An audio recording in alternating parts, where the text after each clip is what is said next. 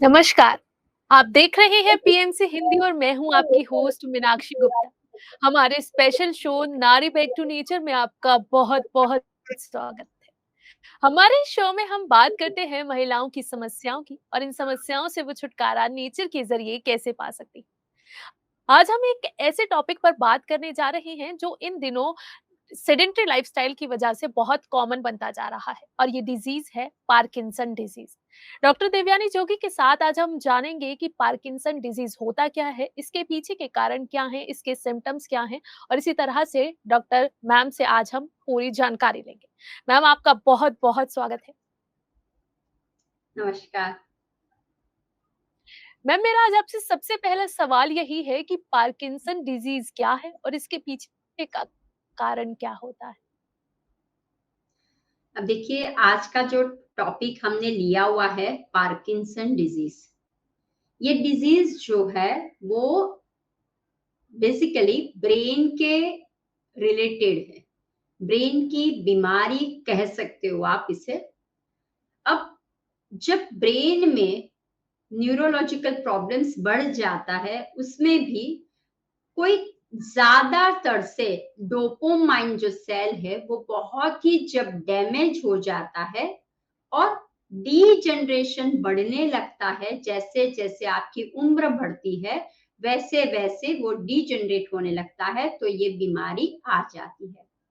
अब ये बीमारी जब आती है तो आप महसूस कर सकते हो कि जैसे जैसे एज बढ़ती है आपको हाथ पैर कंपन जैसा फीलिंग होता है, आप इम्बैलेंस जैसा फीलिंग हो जाता है। दूसरा, इस बीमारी में ज्यादातर से लाइफस्टाइल और एक्सरसाइज या फिर अपने आप को बिजी नहीं रखने के कारण हम बोल सकते हैं कि ये दिन ब दिन बढ़ती जाती है। अगर आप देखो तो 100 अगर पीपल हो उसमें से 20% लोगों को आजकल पार्किंसन की बीमारी होने लगी है, क्योंकि हमारे ब्रेन के अंदर काफी सारे नर्व्स होते हैं, तंतुएं होते हैं। उसमें जो डोपामाइन होता है वो क्या करता है, आपको हमेशा एक्टिव रखने के लिए, उत्सुकता रखने के लिए काम करता है। लेकिन जब ये सेल धीरे धीरे डैमेज हो जाता है और इतना डैमेज हो जाता है तब आपको कुछ भी पता नहीं चलता है कि ये क्या हो रहा है।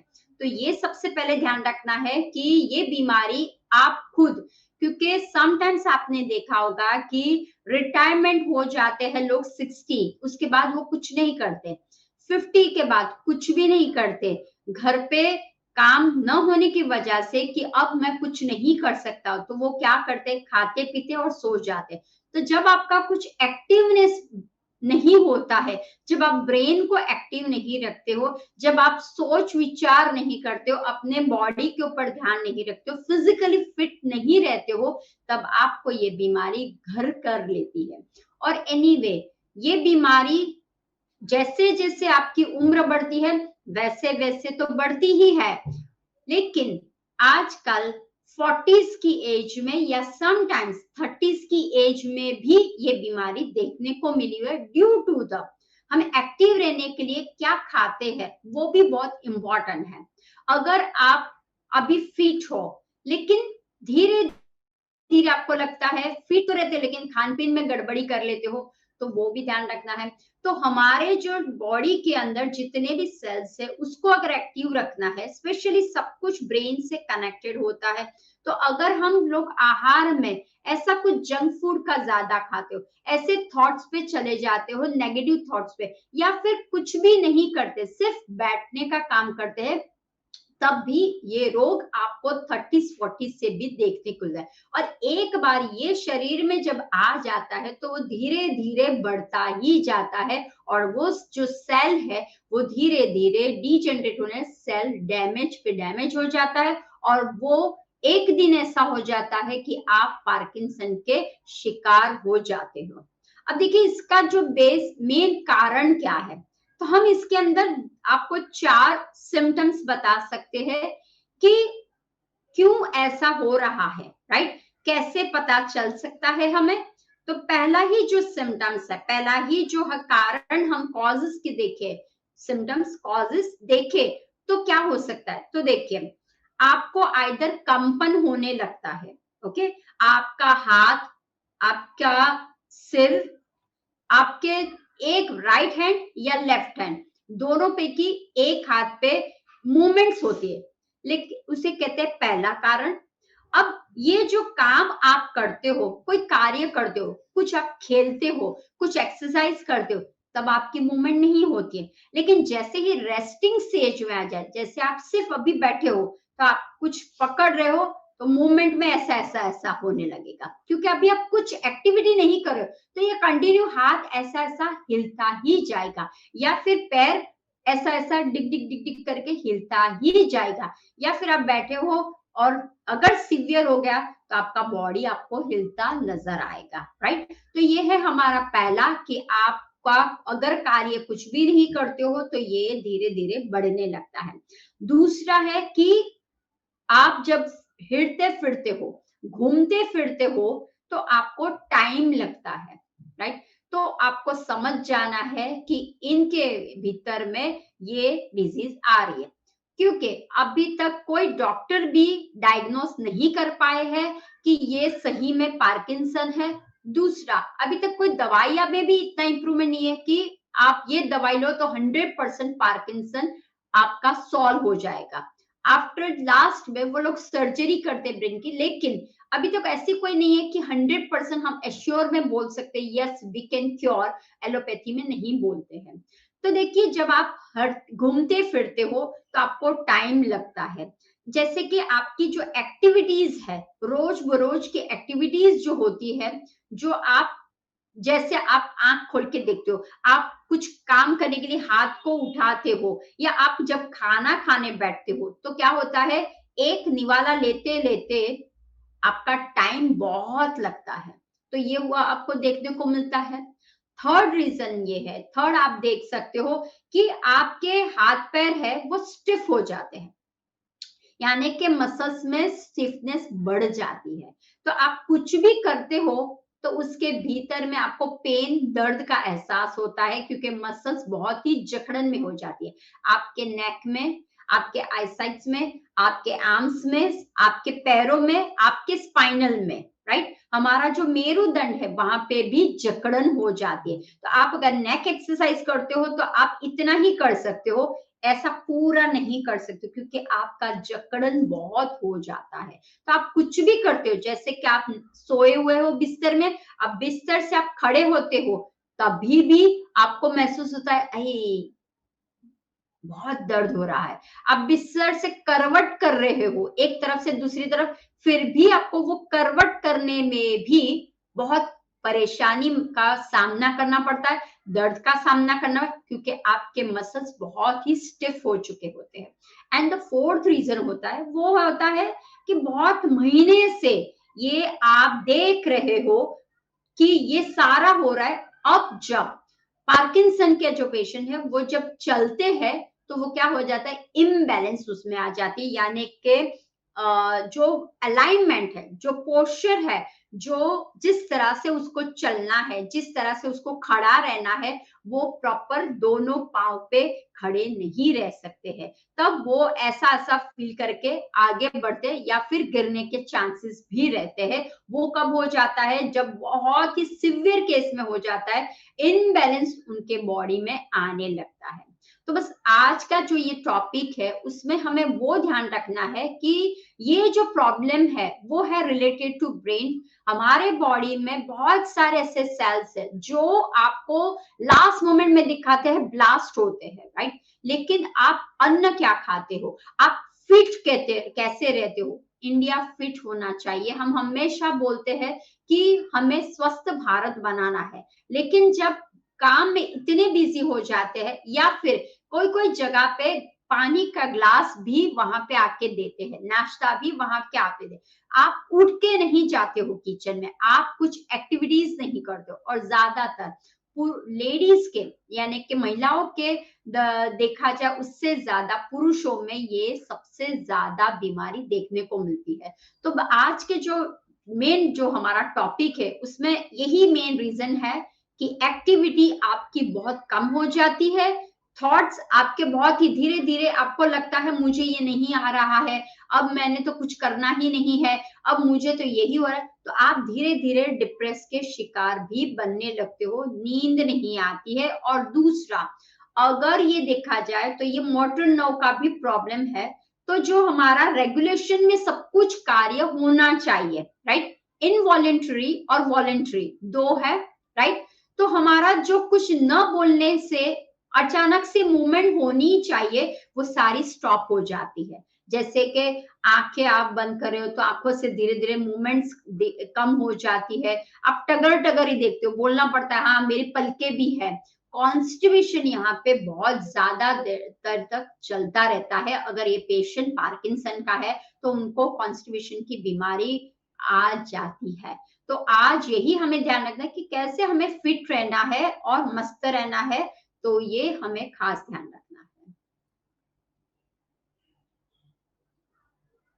जी मैम, अब इसके अलावा मैं आपसे ये जानना चाहती हूँ कि क्या पार्किंसन डिजीज की कोई स्टेजेस भी होती है? मतलब ये किस स्टेज तक जा सकता है और कितना डेंजरस ये हो सकता है? हाँ, जैसे कि हमने सिम्टम्स देखा कि एक-एक आपको देखने को मिलता है कि किस तरह से ये धीरे-धीरे डीजेनरेट की पोजीशन में आ जाता है। तो अब हमें ये ध्यान रखना है कि देयर आर सर्टेन स्टेज होते हैं, कि पहला जो होता है वो क्या होता है, अर्ली स्टेज उसे कहते हैं, कि आपको महसूस होता है, आप लिखते हो तो आपका मूवमेंट ऐसे ऐसे दिख रहा है, आप चाय पीते हो या कुछ पीते हो तो आपका, अगर आपने कप एंड सॉसर लिया तो टक टक टक टक टक टक आवाज आती है, राइट।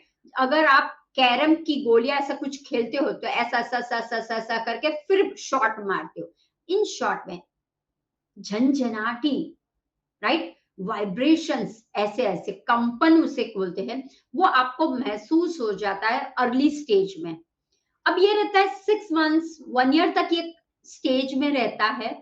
दूसरा होता है कि आप अगर दवाइयां लेते हो, क्योंकि पार्किंसन में दवाइयां एलोपैथी के डॉक्टर देते हैं, जब आप दवाई कंज्यूम करते हो तो वो दवाई की इफेक्ट हो जाने के बाद व्यक्ति और जैसे कि डांसिंग मूवमेंट में है, जैसे कि अनकॉन्शियस हो गया, वैसे तक वो पहुंच जाता है, that are the second one, right. या फिर बोलते हैं ना कि पी के आपने ड्रिंक्स की है अल्कोहल, उसके बाद ज्यादा अल्कोहल चढ़ जाती है क्योंकि ये दवाई के अंदर होता है।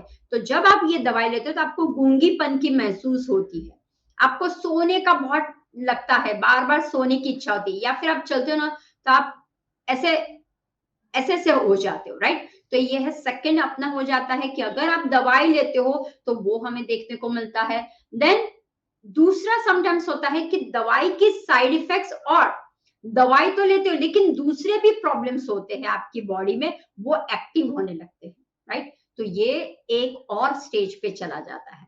जैसे कि अगर मान लो आपको हाइपरटेंशन की बीमारी, अगर आपको इंसोमिया की बीमारी है, राइट, तो उसके अंदर ये और लिंक में आ जाता है। और समटाइम्स आप देखते हो कि जैसे ही ये स्टेज में वो इंसान, कॉन्स्टिपेशन का लेवल, डाइजेशन का लेवल उसका पुअर होने लगता है और ज्यादा बढ़ने लगता है। दूसरा, जब वो रात को सोते हैं तो एक तरह की नींद नहीं आती उनको, और वो ममलिंग करते हो, बड़बड़ कर रहे हो, कुछ ऐसा टॉसिंग करते हो, बीच बीच में उठ जाते हो, वो सारा भी आपको देखने को मिलता है। कब? जब बहुत सारा हो जाता है तब आपको देखने को मिलता है कि दवाई लेने के बावजूद भी धीरे धीरे जैसे जैसे डोपामाइन डाउनर एंड डाउनर हो जाता है, तो ये सारा कुछ आपको देखने को मिलता है। तो वही हमें देखना है। और दूसरा खास, कभी कभी जब और लेवल बढ़ जाता है तब पता चलता है उसकी इंद्रियां, जो हमारी है ज्ञानेन्द्रिय, कर्मेंद्रिय, हाथ पांव आंख नाक सूंघने की शक्ति, राइट, कान के कर्ण की शक्ति, वो कैसी हो जाती है, धीरे धीरे लो हो जाती है। और दूसरा, आप फिगर आउट कर सकते हो कि आपके घर पे कुछ बन रहा है आइटम या फिर कुछ जल गया है, लेकिन उनकी स्मेल की शक्ति जो होती है वो चली जाती है। तो उनको कुछ पता ही नहीं चलता है कि कुछ जल गया है, कुछ अच्छी सी महक आ रही है, कुछ भी नहीं पता चलता है। ये कब होता है, बहुत ही स्टेज आपका आगे हो जाता है, तब ये सारा आपको पता चलने लगता है। उनके आंखों का, उनके फेशियल एक्सप्रेशन का, वो भी आपको महसूस होता है। तो वो ध्यान रखना है कि आपको वो भी देखने को मिलता है कि आप जो बोल रहे हो, तो आपके फेशियल जो एक्सप्रेशंस है, वो एक ही जैसे रहते हैं। आप जो सुन रहे हो, वो धीरे-धीरे बदल जाती है सुनने की शक्ति में। आप जब बोलते हो, तब आपका होठ इतना ही होता है, आप जब कुछ भी बोले, तो आवाज़ आपकी कम हो जाती है और सुनाई नहीं देता है। तो ये सब कुछ आपको लास्ट के स्टेज में देखने को मिलता है, धीरे-धीरे। लेकिन शुरुआत होती है राइट हैंड में हुआ है, लेकिन जब आप उसकी तरफ ध्यान नहीं देते हो, तो वो धीरे-धीरे क्या होने जाता है, वो दोनों हाथ में, पैरों में और पूरे शरीर के अंदर ये पार्किंसन का रोग अंदर घुस जाता है। अब खतरा, खतरा है, क्योंकि शुरुआत में अगर आप कुछ भी नहीं करते हो, तो धीरे-धीरे क्या होने लगेगा, वो ये जो खतरा हम बोलते हैं, वो कहाँ से आता है? एक है कि हमारे जेनेटिक में, वो ध्यान रखिए।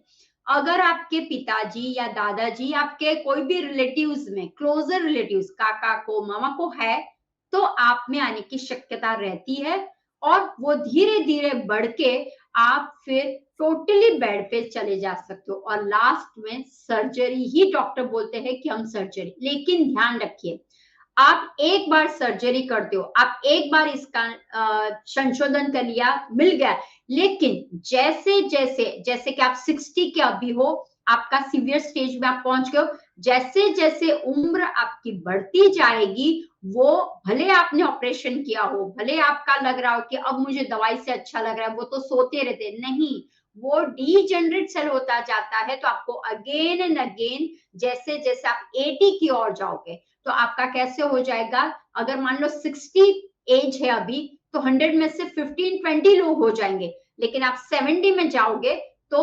50-60 तक पहुंच जाओगे परसेंटेज में, और 80 में जाओगे तो ऑलमोस्ट आपका 20% के लोगों को ये बीमारी घर कर ली होती है। तो ये खतरा रहता है।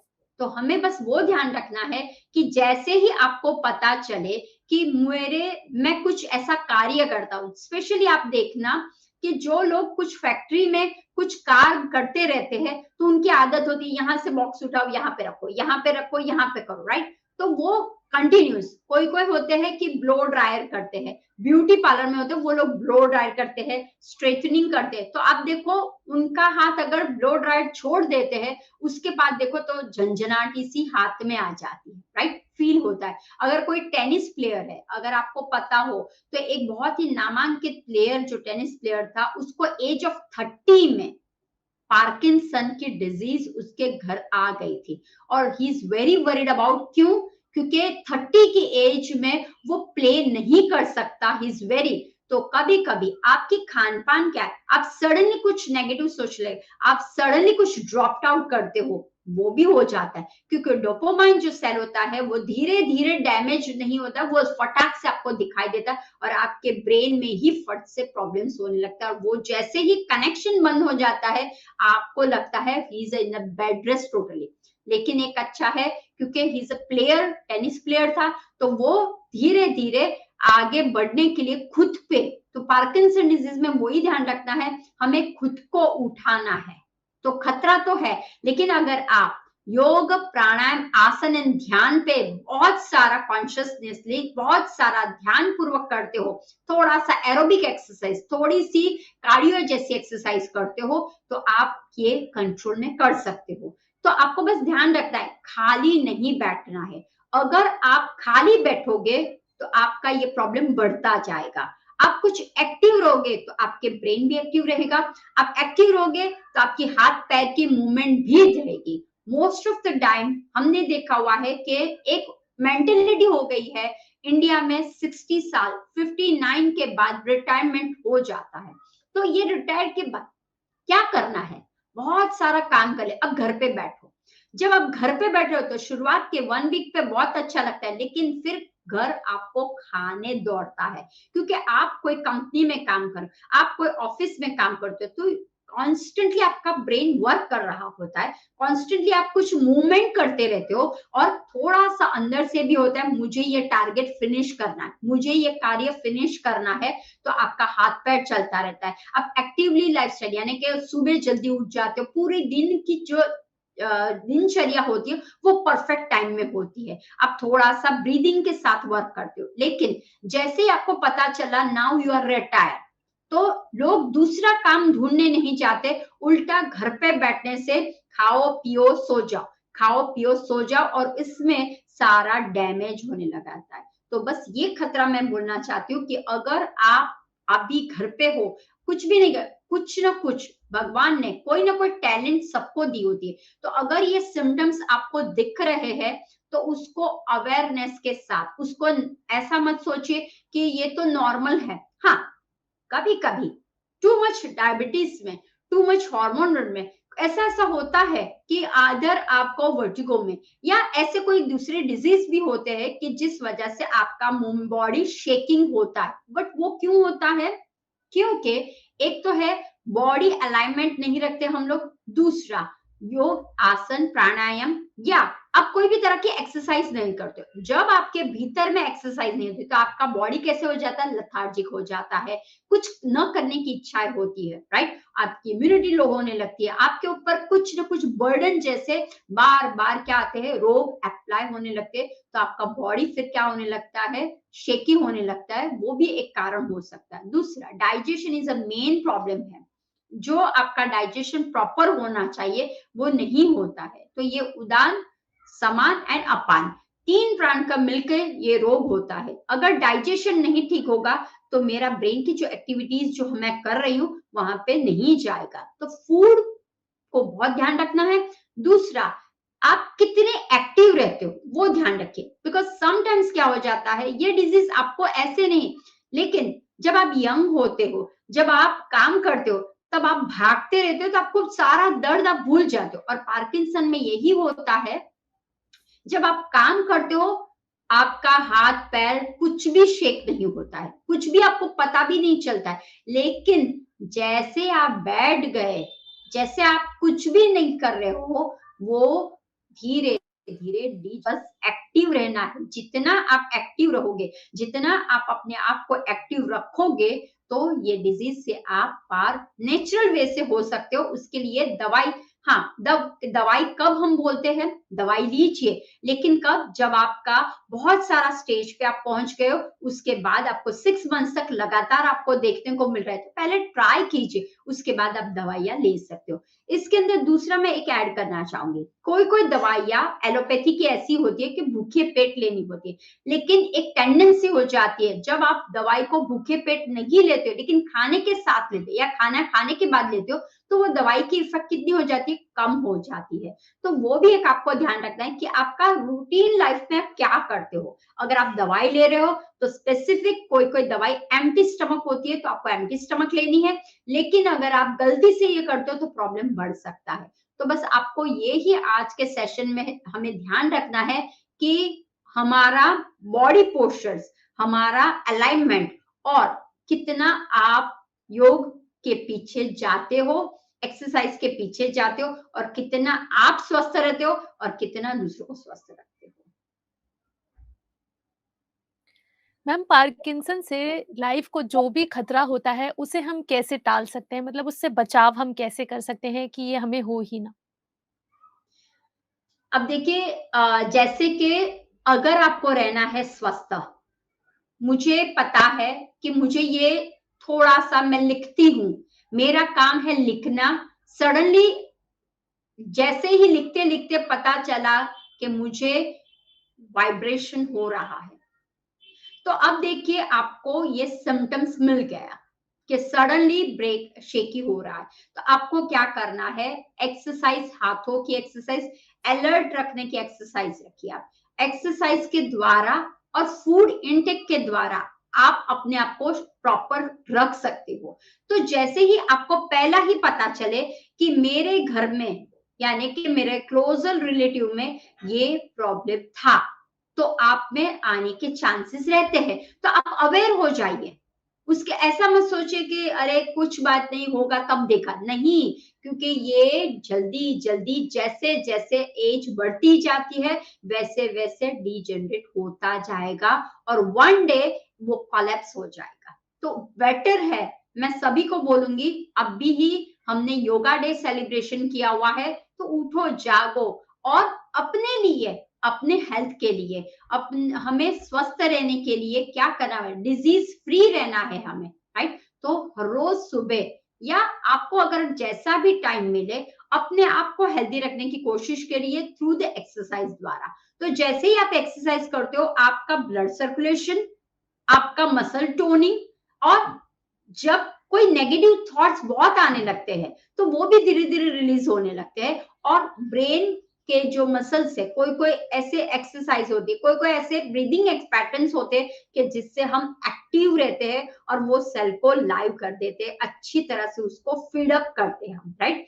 डोपामाइन को एक्टिव करना है तो हमें खान पीन में और हमें एक्सरसाइज पे खास ध्यान रखना है। तो ये सारे जो स्टार्टिंग के सिम्टम्स मैंने बताए तो उस पर अभी ध्यान रखना है। चलने फिरने में लथड़ हो रहा है, बैठने उठने में लथड़ लथड़ हो रहा है, बोलने वक्त आपको लग रहा है, तो आपको समझ जाना है कितनी स्टेज तक चले गए हैं। उसके लिए थोड़ा सा अपने ऊपर ध्यान लगाइए और सपोर्ट के साथ काम करना शुरू कर दीजिए। मैम, मैं आपसे ये जानना चाहती हूँ कि इसकी शुरुआत किस उम्र से हो जाती है? 30 प्लस होने के बाद या फिर बच्चों को भी इसकी शिकायत हो जाती है? अब ऐसे तो देखा जाए पार्किंसन जैसे जैसे उम्र बढ़ती है वैसे होता है कि 60 अबव हो जाते हो तो आपको देखने को मिलता है, because it's a brain related है, तो वो देखने को मिलता है। लेकिन due to the lifestyle, again and again मैं बोलती हूँ कि अगर आपकी लाइफस्टाइल में बहुत ही सेडेटरी स्टाइल हो गई है, राइट, सिर्फ बैठना उठना खाना, अगर ये 3 बात आपका हो रहा है, और हम बिलीव करते हैं 4 बातों पे, because we have a 4 pillars, आहार विहार आचार विचार, ये 4 पे जब आप कार्य करते हो तो आपके घर पे कोई भी डिजीज आता हो तो वो वॉच करता है कि ये तो 4 बेस पे काम कर रहे हैं, तो क्या होगा, आएगा लेकिन धीरे धीरे सरकता चला भी जाएगा। इतना स्टेज पे नहीं जाओगे कि आपको पता ही ना चले और ब्रेन सर्जरी करने का मौका आ जाए, वो नहीं होना। तो ये जो है उम्र, अभी हम नहीं बोल सकते कि आफ्टर 60 ही होती है, हाँ डेफिनेटली 60 के बाद ये बढ़ती जाती है। लेकिन आजकल यंगस्टर्स में भी रात को नींद ना आना, रात को काम बहुत करना, कुछ एक्टिविटीज अपने लिए न करना, केवल सिर्फ थोड़ा सा ही नॉन स्टॉप आप काम करते रहते हो, खाते हो वापिस आप बैठ जाते हो, तो मूवमेंट आपकी बिल्कुल नहीं रहती है। ध्यान रखिए, टू मच प्रेशर रहता है, माइंड बहुत वर्क करता है, लेकिन बाकी का जो लेवल हमारा बॉडी है उस पर कोई भी चेंजेस नहीं आता है। अगर आप काम कर रहे हो मोबाइल पे तो टक टक टक टक टक टक कितनी बार टक टक करोगे। अगर आप आईटी फील्ड में हो, अगर आप शेयर ब्रोकर्स के हो, तो आप बार बार माउस से हिलाते हो टिक करते हो, माउस से हिलाते हो टिक करते हो, लेकिन बार बार ये सिर्फ काम करते हो लेकिन एक्सरसाइज नहीं होती है, राइट। तो क्या हो जाता है, जल्दबाजी में जितना आप यंग उम्र में ही आप कुछ भी नहीं करते हो, एक्सरसाइज जैसा कुछ भी नहीं करते हो, तो आपको क्या होगा, छोटी सी उम्र से भी ये डिजीज घर करता है। तो आजकल कोई पार्किंसन के लिए एक एज लिमिट नहीं है कि ये एज के बाद ही होता है। आपको हैरान होगा कि हमारे पास ऐसे भी लोग आ गए कि जिसकी एज एक्चुअली 25 साल, राइट, और सडनली सडनली ऑफिस में काम कर रहे थे और सडनली कोलैप्स हो गए और वो अभी बेड पे। अब देखिए क्यों ऐसा हुआ, क्योंकि कुछ भी नहीं, कुछ भी नहीं, सिर्फ केवल अपने काम पे ही कंसंट्रेशन, अपना जो कार्य नहीं, काम के अलावा भी आपको कुछ करना पड़ेगा, खान पीन पे ध्यान रखना पड़ेगा, एक्सरसाइज पे ध्यान रखना पड़ेगा, रूटीन पे, रोज सुबह कितने बजे उठते हो, रात को कितने बजे सोते हो। अब आप बोलोगे इसमें सोना उठना क्या है, नहीं होता है, हमारे में वात पित्त कफ 3 दोष है, जब वात का प्रकोप बहुत बढ़ जाता है, जब पित्त का प्रकोप बढ़ जाता है, क्योंकि टाइम के हिसाब से ये तीनों काम करते हैं, और आजकल यंगस्टर्स में टाइम का कोई बार ही नहीं होता है, रात को लेट तक 2-2:30 तक जगना यानी पित्त का प्रकोप आ जाता है, सुबह 8-9-10 बजे उठना यानी वापस पित्त का प्रकोप। तो फिर वात और कफ क्या करेगा? अगर आप सुबह जल्दी उठते हो, जल्दी सोते हो, तो आप अपने को बैलेंस, त्रिदोष से बैलेंस कर सकते हो, राइट? तो बस हमें वो ध्यान रखना है। आजकल एज का कुछ नहीं है, कभी भी कुछ भी हो सकता है, बट हाँ, वो बात कह सकते हैं कि जैसे जैसे एज बढ़ती जाएगी वैसे वैसे ये ज्यादा खतरनाक होता जाएगा।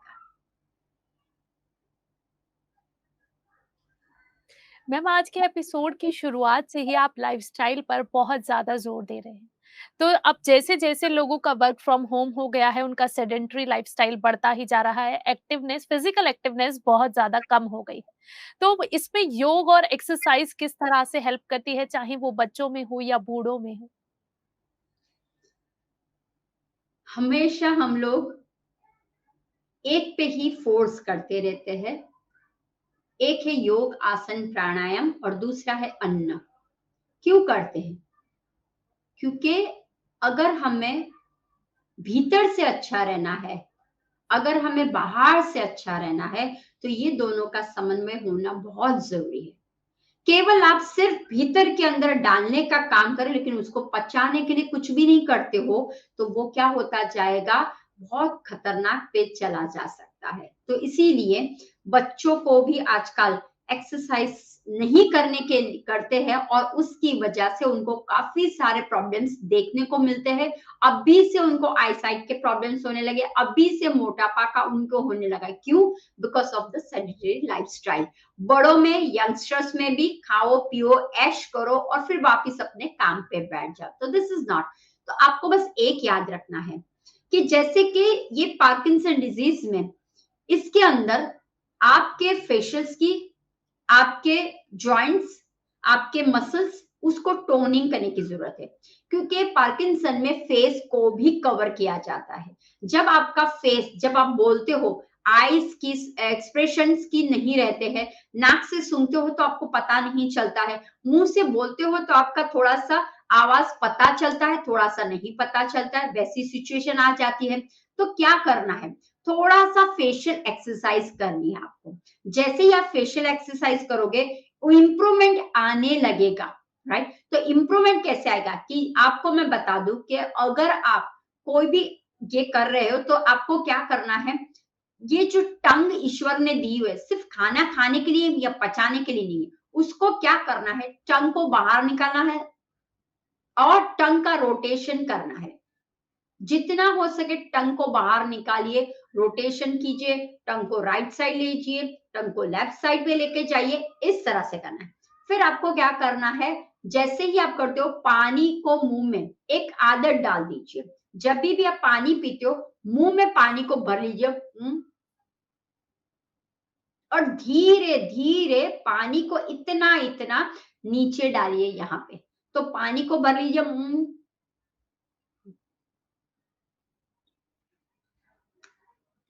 तो ऐसे घूट घूट के पानी पीने की आदत रखिए। तो जैसे ही फेशियल योगा, क्यों बार बार हम बोलते हैं फेस योगा आप कीजिए, आप नॉर्मल योग कीजिए, आप ये सारे हठ योग कीजिए, विन्यास आप रोज पे चले जाइए, आयंगर कीजिए। क्यों? क्योंकि वहां पे अलाइनमेंट आपको दिखाई जाती है। तो फेशियल जब आप योग करते हो, आंखों को स्ट्रेच कीजिए, जितनी हो सके आंखों के मूवमेंट कीजिए, स्ट्रेच कीजिए, राइट साइड पे लेके जाइए, लेफ्ट साइड पे लेके जाइए, थोड़ा सा टेढ़ा ऐसे करके कीजिए। फेशियल की जो एक्सरसाइज है थोड़ा सा करके करिए। जब आप ओम बोलते हो, ओम ऐसे करके करिए, या ऐसे कुछ करिए।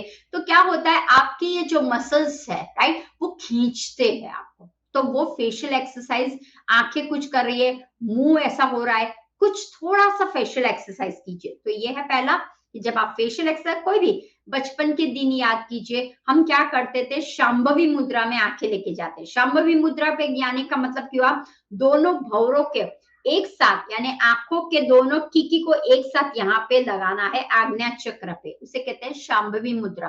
तो आप शंभवी मुद्रा कीजिए, नहीं हो सकता है तो त्राटक कीजिए। त्राटक कैसे किया जाता है? एक गेम की तरह रखिए, कैंडल को सामने रखिए और वो कैंडल को आप सिर्फ देखते जाइए, सिर्फ आपको देखने का काम करना है और फिर बाद में आंखों 10 मिनट हो जाने के बाद आंखों को बंद कर लीजिए। यही बचपन में आप करते थे, अखियां मिलाई के। हाँ, कंपटीशन रखते थे कितनी बार हम स्टेरिंग कॉन्टेस्ट कर सकते हैं, फिर आंखों में से पानी बहुत जड़े, तो this is a good exercise. इसीलिए जितने लोग अभी बूढ़े हो चुके हैं उन लोगों ने ये बचपन में एक्सरसाइज की होती है, उनको अभी इतना शिकार वो नहीं बने हुए क्योंकि उनको आदत हो चुकी है। तो आप स्टेरिंग कॉन्टेस्ट की तरह कर सकते हो, आप त्राटक यानी कैंडल्स को सामने रख के कर सकते हो, राइट। आइस की एक्सरसाइज, आप सुबह उठते हो, सूर्य को दूर तक देखिए, कंटिन्यू सूर्य भगवान को देखिए, फिर आंखें बंद कर लीजिए और अंतर्मुखी से सूर्य भगवान को देखिए। कोई चीज दूर तक आपको दिख रही है, उसको देखिए, फिर धीरे धीरे धीरे धीरे वो चीज को नजदीक यहां तक ला दीजिए। तो दूर तक यहां से गए, फिर नजदीक यहां तक नाक के टेरवे पे लीजिए, जहां से आप सांसें लेते हो वहां पे ले लीजिए। तो eye exercise, facial exercise, it's very good for the Parkinson, और अगर बचना भी है तो ये गुड है। दूसरा है नेक की स्ट्रेचिंग, बहुत जरूरी है।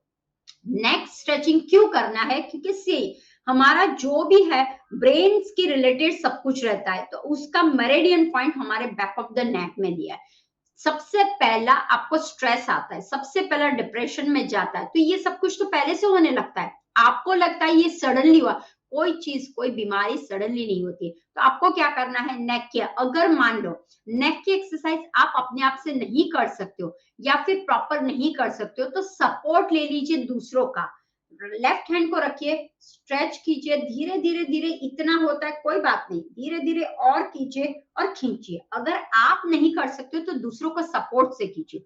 दूसरी बात, जब भी आप आसन करते हो, एक्सरसाइज करते हो, रिदम को साथ में ले लीजिए। रिदम का मतलब क्या है? रिदम का मतलब है सांसों की रिदम। सांस को लिया, हेड अप किया, सांस को छोड़ा, हेड को डाउन किया, सांस को लिया, हेड को साइड किया, सांस को छोड़ा, सेंटर में आए, वापस सांस को भरा, साइड पे आ गए, राइट। तो रिदम में करना बहुत जरूरी। जैसे जैसे आपकी प्राण ऊर्जा के साथ, क्योंकि जैसे मैंने आपको बोला उदान, समान, अपान, ये 3 प्राण पे अफेक्ट करता है, तो उदान प्राण पे आपको ज्यादा जोर देना है, राइट। तो उदान प्राण पे करने के लिए आपको क्या करना है, सांस लोगे, एक्टिविटी करोगे, सांस भरोगे, सांस छोड़ोगे, सांस भरोगे, एक्टिविटी करोगे, तो वो प्राण शक्ति भी आएगी और धीरे धीरे क्या होगा, मसल्स भी आपके जो स्टिफ हो गए वो भी धीरे धीरे लूज होने लगेंगे।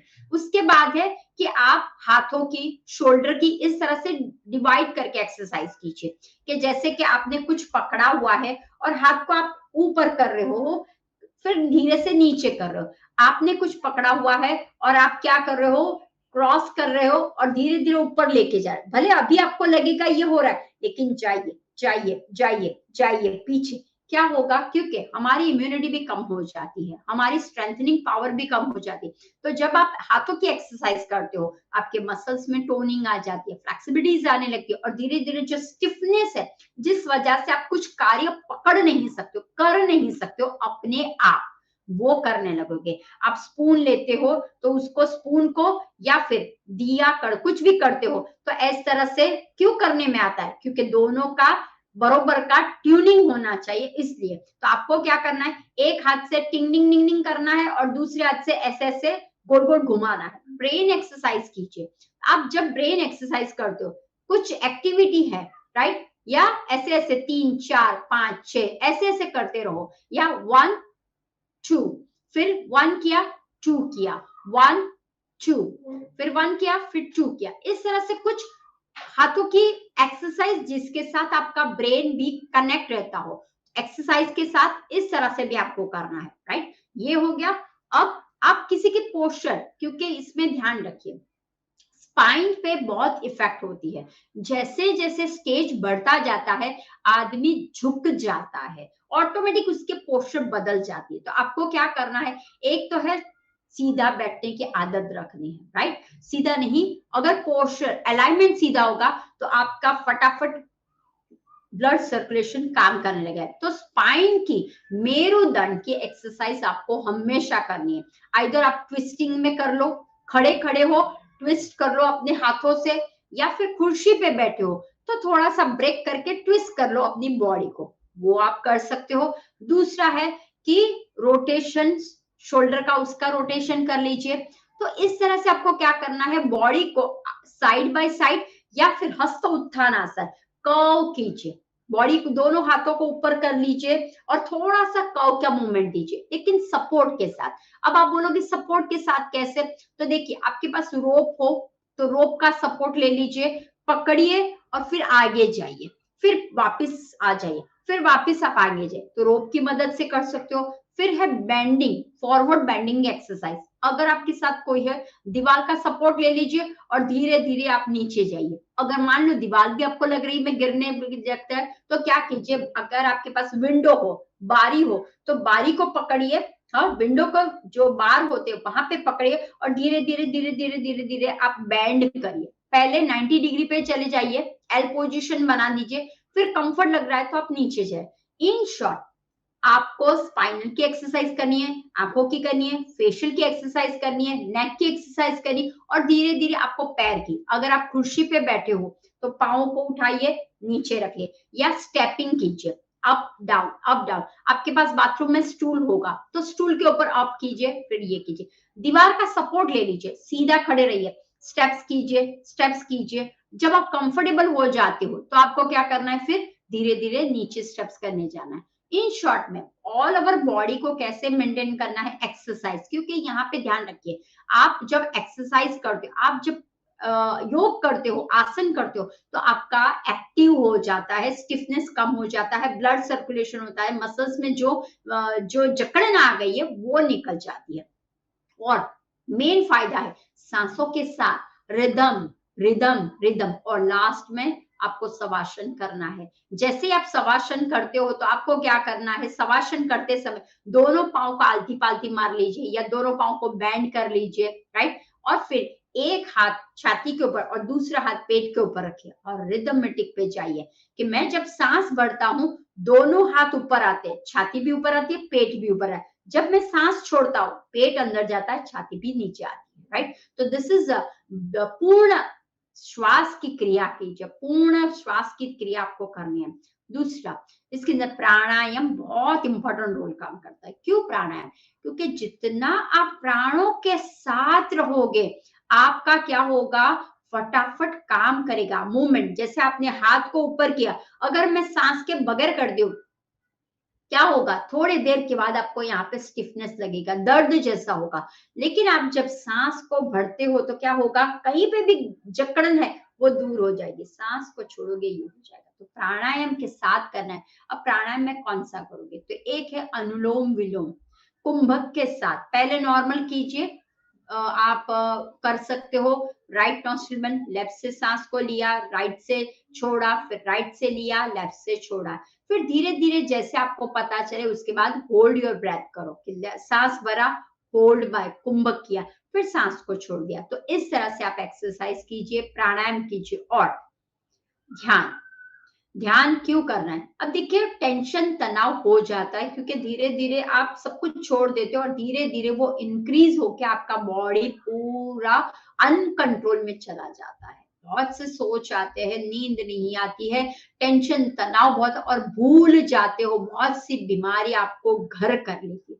लेकिन जब आप ध्यान करते हो, ध्यान की शुरुआत पहले से डाल दीजिए, बचपन से डालिए। नहीं पता चला जब से जागा त्याथी सवार, ऐसा बोलने में आता है, जब जागो तब भी सुबह माँ हो गए, ऐसा ही समझ लो, राइट। तो आप क्या कर सकते हो कि अभी से ध्यान की शुरुआत अपनी उम्र जो है वो कीजिए। क्यों करना है, मन जो है ना वो कैसा है, चंचल है। अगर उसको अच्छी जगह पे नहीं लगाओगे तो वो बुरी जगह पे चला जाएगा। तो स्ट्रेस तनाव में नहीं रहना है हमें।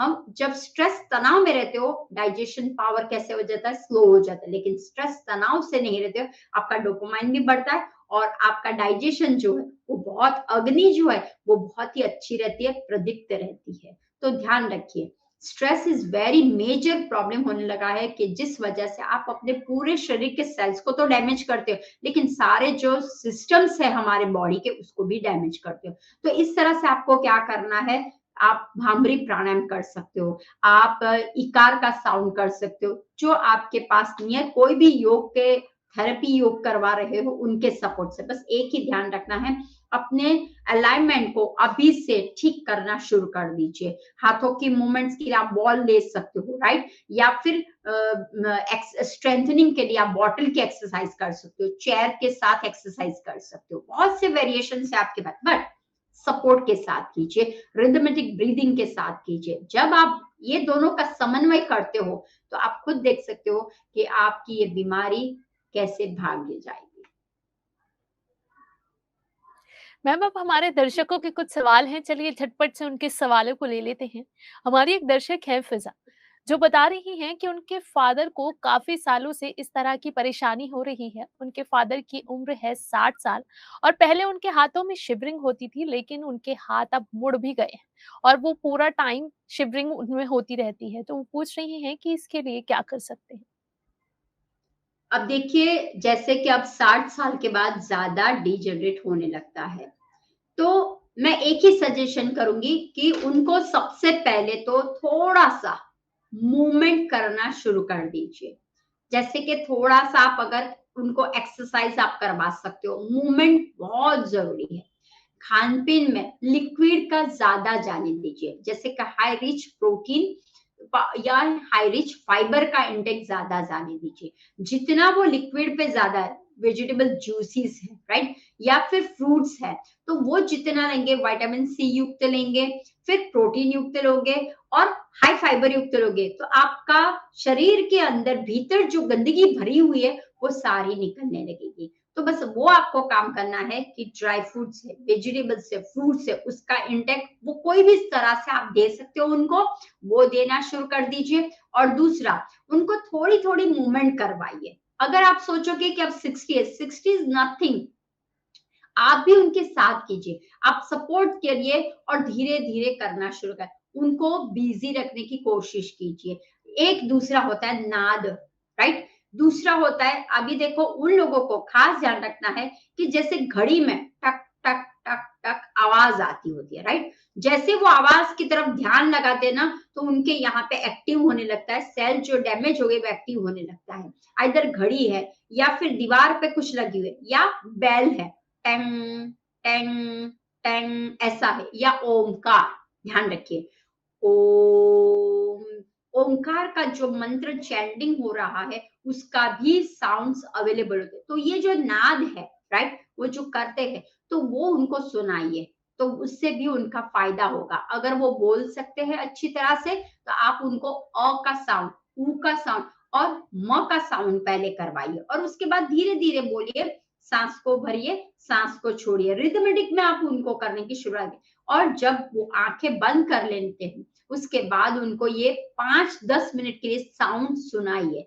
उनको सिर्फ हेडफोन पहना लेना है और साउंड शुरू कर देना, आइदर टिक टिक टिक टिक टिक टिक, तो उनका क्या होगा, टिक टिक टिक, ब्रेन उनका वैसा होना है। तो बस उतना पहले कीजिए, लेकिन धीरे धीरे कीजिए, तो आप खुद देख सकते। लेकिन हाँ, जो दवाइयाँ है उसके साथ ही ये सब कुछ करना है और फूड का ध्यान रखिए और एक्सरसाइज करवाइए। मैम, अब हमारे एक और दर्शक हैं जो बता रहे हैं कि उनकी उम्र 55 साल है और वो जब भी कुछ सामान पकड़ते हैं तो उनके हाथ कांपने लगते हैं। ऐसे नॉर्मल रहते हैं, लेकिन कुछ भी पकड़ने पर उनके हाथ बहुत ज्यादा कांपते हैं। तो वो इसके लिए क्या कर सकते हैं। अब देखिए, हाथ है दैट मीन्स 55 साल है तो वेरी गुड, क्योंकि इतना नहीं हुआ है। लेकिन हाँ, जैसे मैंने बोला कि डीजेनरेट जैसे जैसे होता, आपको क्या करना है, पहले तो है हाथों को स्ट्रेंथनिंग बढ़ा दीजिए, राइट? तो आपके पास अगर स्टार्टिंग में नॉर्मल एक्सरसाइज कीजिए हाथों की और उसके बाद बॉटल पकड़ के एक्सरसाइज कीजिए या फिर आप डंबल्स पकड़ के एक्सरसाइज कीजिए, जिससे आपका क्या होगा, कंपन जो है वो बंद हो जाएगा। दूसरा, नेचुरोपैथ में हॉट ट्रीटमेंट भी आती है, कोल्ड ट्रीटमेंट भी आती है, राइट? तो जैसे आपका जो पानी का बहाव है, आपके शावर है, बाथरूम में शावर होता है, तो वहां पे आपके शावर जो आती है उसके आगे आपको खड़ा रहना है। जैसे कि ये शावर है, तो आपकी स्पाइन पे टॉप से लेके लो तक आप पे शावर का रेज करना है। आपको क्या करना है, शावर जैसा, अगर हैंडी है तो कोई आपके पीछे रखे, या फिर आप ऊपर फिक्स है तो आपको बॉडी को क्या करना है, इस तरह से करना है और शावर यहाँ पे आए। तो इस तरह से आप शावर से भी एक्टिव कर सकते हो, वाटर थेरेपी से बोलते हैं, तो वो आप कर सकते हो। थोड़ा सा गर्म पानी का शेक कर सकते हो। दूसरा, एक्सरसाइज इज मस्ट, लेकिन जैसे मैंने आपको बोला कि आप कुछ वजन लेके एक्सरसाइज बाद में करना, और एक्टिव जितना आप रहोगे उतना ही आपको फायदा होगा। तो एक्टिव तो रहना है, ऐसा मत सोचिए कि मैं बैग लेके, तो समटाइम्स ऐसा होता है कि आपको शिवरिंग तब महसूस होती है, लेकिन उसके बाद कितना होता है वो भी देखना बहुत जरूरी है। लेकिन जब आप एक्सरसाइज करोगे तो आप खुद देख पाओगे कि धीरे धीरे वो परसेंटेज कम होता जाएगा।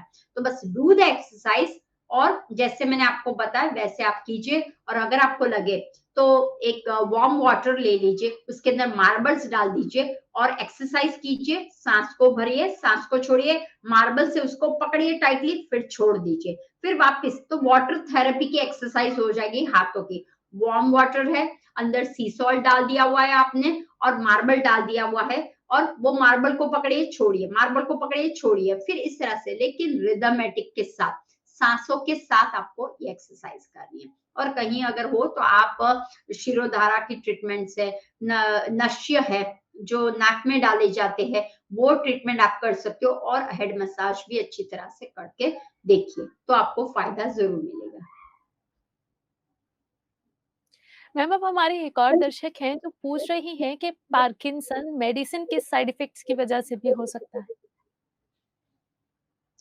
हाँ, जैसे अगर आप दवाइयाँ, हम सोचते हैं कि दवाइयाँ तो मैंने मैम बहुत साल पहले ली थी, लेकिन एक स्टेरॉइड की दवाइयाँ, एक एंटीबायोटिक की दवाइयाँ, एक पेन किलर की दवाइयाँ, और एक होती है ऐसे ही कभी भी कुछ भी हर्बल के नाम से दवाई ले लेते हैं। तो ये सारी जो दवाइयाँ आपके शरीर के भीतर जाती है, आज न नहीं तो कल वो आपके लिवर को डैमेज करती है, आपके पाचन को डैमेज करती है, वो ध्यान रखना बहुत जरूरी है। जब पाचन डैमेज हो जाता है तो वो सीधा शूट करता है, ब्रेन में शूट आउट करता है, क्योंकि गंदगी ब्रेन में जाती है, वो वहीं से स्प्रेड होती है। तो वो भी एक है कि अगर आप दवाइयाँ लेते हो, अगर आपको कोई ऐसा प्रॉब्लम्स हो गया है और कोई डिजीज आपको ऑलरेडी है, तो उसकी साइड इफेक्ट्स में भी आपको शेकी का मूवमेंट्स देखने को मिलता है। तो ऐसा नहीं, इसीलिए मैंने बोला कि पार्किंसन को समटाइम्स गड़बड़ी हो जाती है कि ये सही में पार्किंसन है या दूसरी कोई बीमारी है, वो नहीं। लेकिन जैसे मैंने आपको बोला कि वो उठते बैठते, चलते समय, या फिर बिस्तर से टाइम ले रहे हैं, रूटीन लाइफस्टाइल उनकी रूम हो गई है, तो फिर पार्किंसन है। लेकिन हाँ, स्पेसिफिक ही कुछ वक्त ही आपको लगता है तो वो साइड इफेक्ट्स हो सकती है। तो इसीलिए प्रकृति माँ ने और किचन में हमें बहुत सारे ऐसे वेजिटेबल्स एंड हर्ब्स दिए होते हैं, और हमारे पास स्पाइसेस होते हैं, तो उनका यूज करना शुरू करें। जिंजर का इस्तेमाल करना शुरू कर दीजिए, अजवाइन का इस्तेमाल शुरू कर दीजिए, क्लव का इस्तेमाल शुरू, मेथी मेथी और कलौंजी का इस्तेमाल करना शुरू कर दीजिए। तो आप देख सकते हो कि बहुत सी ऐसी बीमारियां ऐसी होती है जो हम सीधे दवाई की तरफ चले जाते हैं। तो शुरुआत कीजिए, जैसे कि आपको लगेगा कि आपको कोल्ड एंड कफ हुआ है, आपने फटाक से दवाई, लेकिन कोल्ड एंड कफ को दवाई की जरूरत ही नहीं है। वो तो आपको एक साइन देता है कि आई एम लो, इम्यूनिटी आपकी लो हो रही है, तो कुछ डालो इसके भीतर तो मैं अच्छा हो जाऊं। जो लोग दवाई लेते हैं कोल्ड एंड कफ में, तो उनकी बीमारियां का लिस्ट बढ़ता जाएगा। तो आपको बस ध्यान रखना है, दवाई से होती है, लेकिन अगर आपको पार्किंसन का सही में है, दवाई लीजिए, लेकिन साइड में फूड इंटेक अच्छा सा रखिए कि जिससे वो दवाई को भी इफेक्ट करके आप इस रोग में से बाहर निकल सको। मैम अब हमारी अगली दर्शक का सवाल है जो पूछ रही हैं कि आपने अभी जो भी हर्ब्स बताए हैं उनको इस्तेमाल कैसे करना है? अब देखिए, जैसे किचन में से हमें बहुत सी ऐसी आइटम्स मिल जाती है कि मान लो कि आपको जूस बनाना है, या आपको मैंने जैसे बोला हाइड्रेट योर बॉडी रखिए, जितना हाइड्रेट, बिकॉज 80% पानी है हमारे भीतर, और सिर में भी जहाँ पे ब्रेन है, राइट, वहां पे भी पानी है। एवरीथिंग अंडर द वाटर, 80% हमारे ऑर्गन पानी में ही है। तो आपको क्या करना है कि पानी की मात्रा वाले फूड्स को ग्रहण करना शुरू कर दीजिए।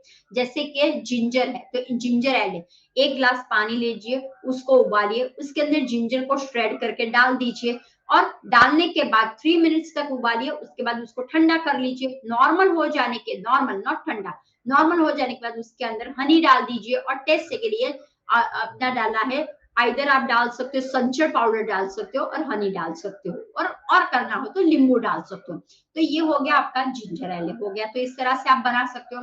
दूसरा है जूस कैसे बनाना। तो देखिए, बीटरूट, ककुम्बर, पालक, ये 3 को आपको ऐड करना है, राइट। और अगर आपके पास दूसरी कोई भी चीज खट्टी है तो उसको भी एक ऐड कर, इधर एप्पल है तो उसको ऐड कर दीजिए, नींबू है तो उसको ऐड कर दीजिए। तो इस तरह से ये 4 जो है उससे आप जूस बना लीजिए और उनको इंटेक लेना शुरू कर दीजिए। ब्रेन का है, नट्स में वॉलनट इज द बेस्ट है, तो वॉलनट का इंक्रीज करना शुरू कर दीजिए, टेक करिए। हर रोज भिगो के वॉलनट खाइए, हर रोज आलमंड को भिगो के खाइए, राइट। हर एक स्पाइसेस आपको बताती है कि स्पेसिफिक ये कौन से रोग के लिए है, पूरा बताती है आपको, तो बस थोड़ा सा ध्यान लगाना है।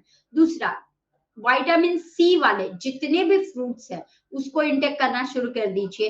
प्लम है, चेरीज है, एंटीऑक्सीडेंट्स है, राइट। तो उनको सुबह 11 बजे और 4 बजे, ध्यान रखिए टाइम का बहुत महत्व होता है। तो टाइम पे, प्रॉपर टाइम पे अगर आप लेते हो तो उसका फायदा होगा। तो जब भी आपको कोई फ्रूट खाना है तो मिड मील में खाइए 11 o'clock को, और फिर आफ्टरनून में खाइए 4 to 5 के बीच में, तब आपको फायदा ज्यादा देखने को। तो इस तरह से जब आप खाते हो तो आपको क्या होगा कि जो आप एक के पीछे भागते रहते हो, राइट, वो नहीं भागो, आप चेंज करते रहो। जैसे कि ग्रेन से, तो गेहूं is not the one things, रागी है, बाजरा है, ओट्स है, ज्वार है, जौ है, हाँ, मक्का है, उसको आप चेंज करिए। दलिया है, कोदरी है, ये कुछ ऐसे ग्रेन्स, मल्टी ग्रेन्स को चेंज करते रहिए। तो इस तरह से आप चेंज कर सकते हो, राइट। और जितने फ्रूट्स, ध्यान रखिए seasonal fruits, guava is the best, apple is the best, muskmelon is the best, watermelon सबसे ज्यादा है। अगर आप पानी में नहीं ले, वाटरमेलन सिर्फ ले लिया फिर भी है।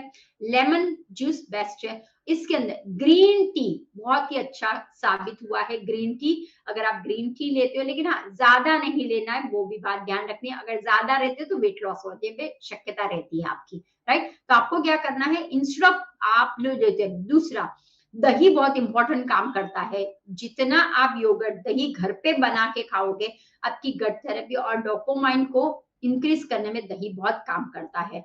आलमंड्स की जगह पे आप सिंगदाने यानी के पीनट्स का भी इस्तेमाल कर सकते हो। नहीं हुआ तो लस्सी, छाछ पी लीजिए, वो भी आपको फायदा देगी। इन शॉर्ट में आपके घर पे ही सब कुछ है, एवरीथिंग इन योर होम। वहां से शुरुआत की, और बाजार में जो वेजिटेबल्स मिल रहे हैं उसको लेना शुरू। Leafy green vegetable, high rich calcium, high rich fibre and high rich protein. दाल है तो दालें लेना शुरू कर दीजिए, राइट। दाल, लेग्यूम्स जो आपके पास है एवरीडे अलग अलग बनाइए। चने हैं, मूंग है, एवरीडे व्हाइट पीस है, आपके पास बहुत सारा है। तो जस्ट आंखें खोलिए और नजर डालिए, आज मैंने मूंग का चीला बनाया, आज मैंने ओट्स की दलिया बनाया मैंने। तो बस जस्ट चेंज करते रहिए। और ऐसा नहीं कि एक ही सब्जी आपको खानी है, सब्जी को चेंज करते रहिए। जिसके अंदर बहुत सारा फाइबर है और पानी की मात्रा ज्यादा है, वैसा फूड आप पार्किंसन वाले को दे सकते हैं। मैम, पार्किंसन डिजीज और उसके ट्रीटमेंट के बारे में इतनी खूबसूरती से हमारे दर्शकों को बताने के लिए और साथ ही साथ हमारे साथ जुड़ने के लिए भी आपका बहुत बहुत शुक्रिया। धन्यवाद।